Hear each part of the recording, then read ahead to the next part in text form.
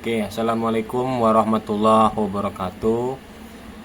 Saya Alif Akbar dengan NIM 8522410013 dari kelas PJKR RC semester 3 untuk akan mempresentasikan tentang pendidikan di era digital pada bidang olahraga yang diterbitkan 5 tahun terakhir.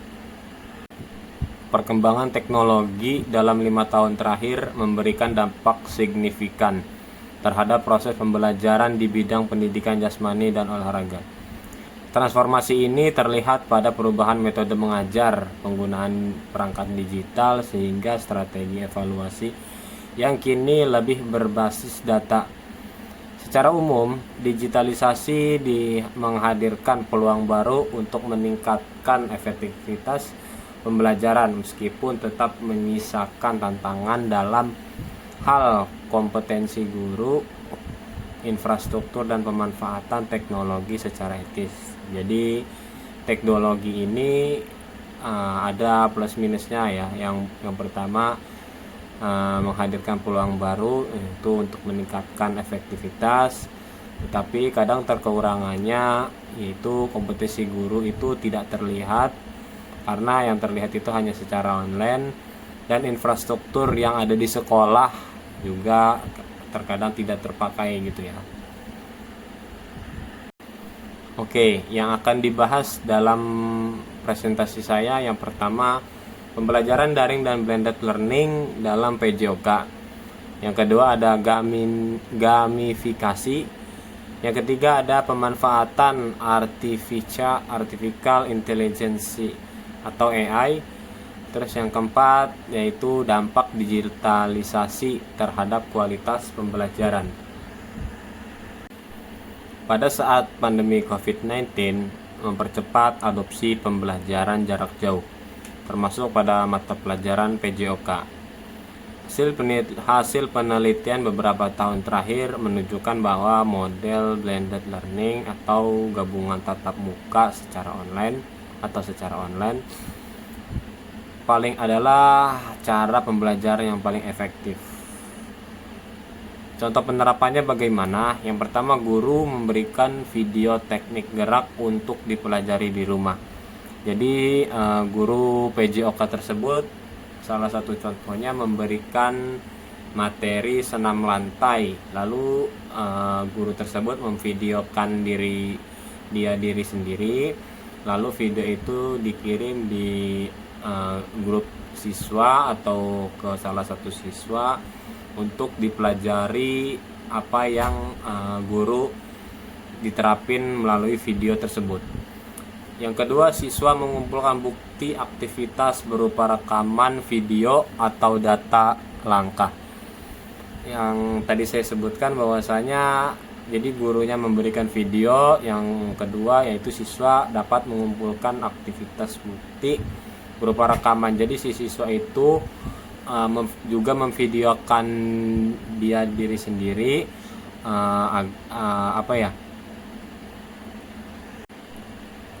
agar saat pengumpulan tugas dapat diselesaikan. Jadi ketika siswa memvideo atau membantu temannya memvideo adegan atau pembelajaran senam lantai tadi, itu nanti dikirim kembali ke guru tersebut bahwasanya siswa ini telah mengumpulkan bukti aktivitas berupa rekaman video gitu atau data langkah. Terus yang ketiga ada yang namanya kuis interaktif dan forum diskusi daring yang digunakan untuk memperdalam pemahaman materi teori. Itu biasanya di poin ketiga ini forumnya itu dilakukan di Zoom Meet atau enggak di Google Meet gitu ya.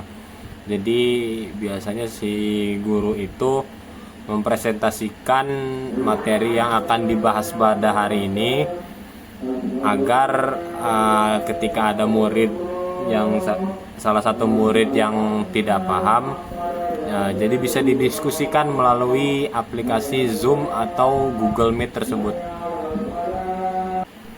Selanjutnya ada yang namanya gamifikasi, yaitu penggunaan elemen games seperti poin, level atau badge atau leaderboard untuk membuat aktivitas fisik menjadi lebih menarik.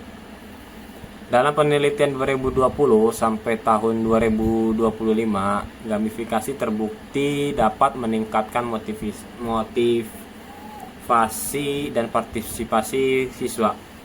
Yang kedua yaitu membantu siswa kurang aktif menjadi lebih berani mencoba. Di poin ini terkadang siswa yang kurang aktif ataupun pemalu terkadang dapat lebih berani untuk mencoba atau bertanya gitu kan. Jadi secara online dapat menampilkan diri ataupun lebih berani untuk menyampaikan sesuatu gitu ya, ketimbang pertemuan offline gitu. Yang ketiga yaitu memunculkan suasana kompetitif yang sehat. Nah, di gamifikasi ini terkadang kompetitif itu yang namanya siswa itu selalu ingin bersaing secara sehat gitu ya. Jadi pemanfaatan gamifikasi ini sangat bagus gitu ya untuk mengkompetisikan kepemikiran siswa agar selalu bersaing gitu ya. Jadi bersaingnya pun secara sehat. Salah satu contohnya adalah Weekly Fitness Challenge atau tantangan kebugaran pencapaian langkah harian hingga mini games berbasis aplikasi. Salah satu contohnya yaitu tantangan kebugaran. Jadi biasanya guru itu tersebut memberikan tantangan ataupun PR di tiap pertemuan tiap minggunya. Jadi si siswa ini biasanya olahraganya ngapain gitu.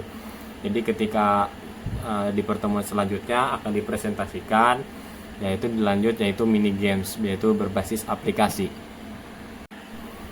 Yang selanjutnya ada pemanfaatan artificial intelligence atau AI.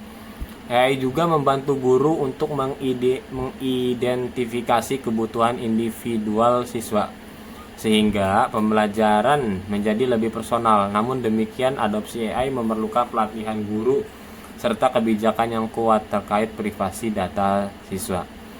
Dalam 5 tahun terakhir, AI terkadang mulai digunakan untuk menganalisis teknik gerak melalui video.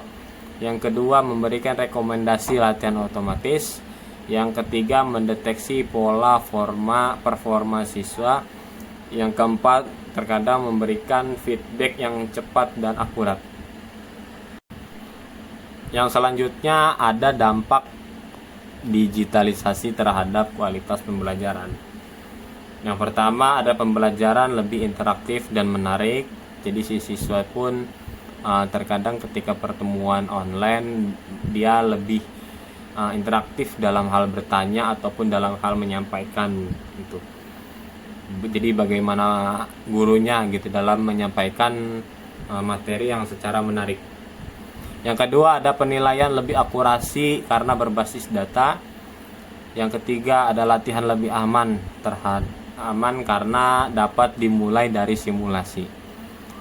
Yang keempat, materi pembelajaran dapat diakses kapan saja dan di mana saja. Nah, materi ini dapat diakses di mana aja gitu. Jadi bisa di rumah, bisa di tempat bermain gitu ya. Jadi kapanpun dan dimanapun, kadang pembelajaran untuk dampaknya ini bisa kapan saja. Kalau offline itu kan biasanya kapannya, misalkan hari Senin gitu ya, dan di mananya itu ya pasti di sekolah gitu. Jadi pembelajarannya itu cukup di satu titik kalau ketika offline. Tapi ketika online si pembelajaran materinya itu dapat diakses kapan saja gitu, dan dapat dikerjakan kapan saja tergantung guru yang menargetkan untuk pengumpulan tugas terakhirnya seperti itu.